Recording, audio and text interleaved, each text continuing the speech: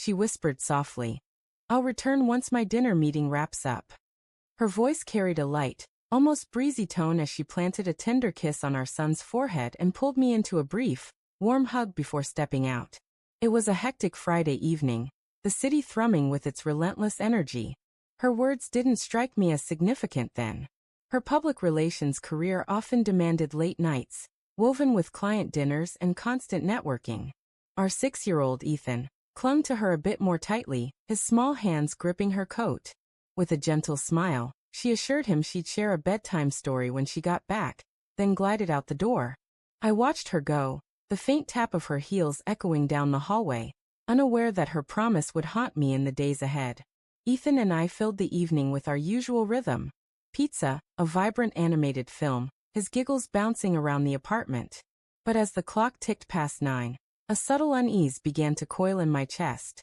Her phone rang without response, no quick message to explain a delay. I tucked Ethan into bed, his drowsy eyes searching for her. "Where's Mommy?" he murmured, his voice small. I brushed it off, saying she was likely stuck in traffic, hiding the worry creeping into my heart. As midnight passed, her phone went straight to voicemail, and the apartment grew colder, emptier.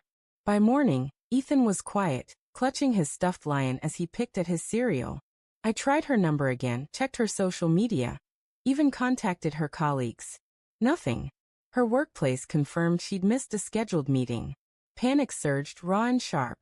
I called the police, who jotted down her details but brushed it off, saying adults often disappear briefly. Their nonchalance infuriated me, but I held Ethan close, swearing we'd find her, his trusting eyes heavy with hope. That afternoon, Ethan came to me, holding the toy recorder she'd gifted him for his birthday. "Mommy left a message," he said, his voice soft but certain. My heart stopped. He pressed play, and her voice crackled through. Not the familiar warmth but a hurried, strained tone, recorded in what seemed like a hotel room, with a TV droning softly and muffled voices in the background. "If you're hearing this, I'm so sorry. I didn't want to leave like this. Look in the pocket of my navy coat for a key." The message cut off abruptly, and Ethan's wide eyes locked onto mine. The world seemed to shift. I rifled through her closet, hands shaking, until I found the navy coat. Tucked inside was a small key, etched with the number 304. No note, no further hint. My mind spun. A hotel safe, a storage locker? I couldn't stay still.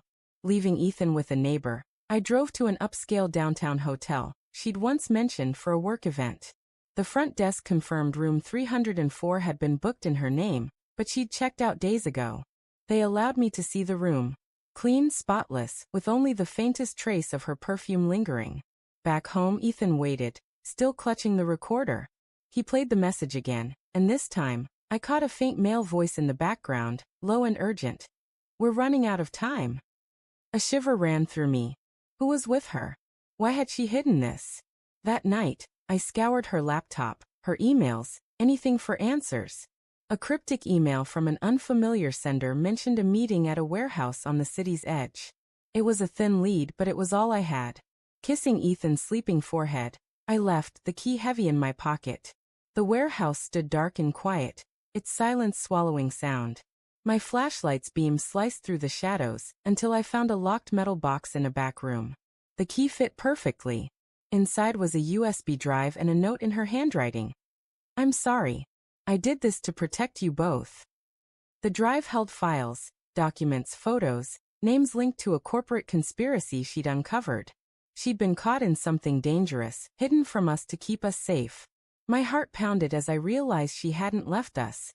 She'd been pulled into something far larger than herself. I turned the evidence over to the police, but their somber faces offered little reassurance.